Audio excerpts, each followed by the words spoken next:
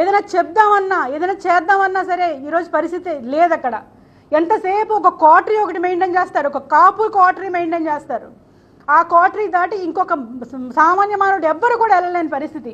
నెల రోజుల నుంచి కన్నీటికి మున్నిటికి ఏకదాటిగా ఏడుస్తున్న పితాని బాలకృష్ణ గారిని ఎందుకు పిలవలేదు ఇప్పుడు దాకా? సరోజాని పిలవలేదు, ఓకే, పితాని బాలకృష్ణని ఎందుకు పిలవలేదు అంటే కేవలం బీసీ సామాజిక వర్గం, సెట్టిపల్లి సామాజిక వర్గం చెందిన వాళ్ళు కాబట్టే మమ్మల్ని ఇంత చిన్న చూపు చూస్తున్నారు.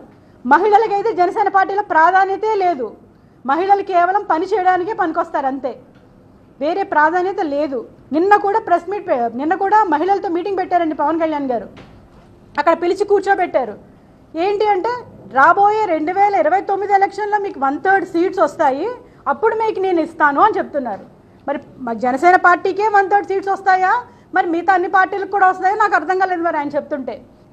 అక్కడ కూర్చోబెట్టి మీలో మీరు మాట్లాడుకోండి, మీలో మీకున్న సమస్యలు తేల్చుకుని ఒక నోట్ రాసి నాకు ఇవ్వండి, నేను దానికి రెస్పాండ్ అవుతాను అని చెప్తున్నారు అని చెప్పి అక్కడి నుంచి వెళ్ళిపోయారు.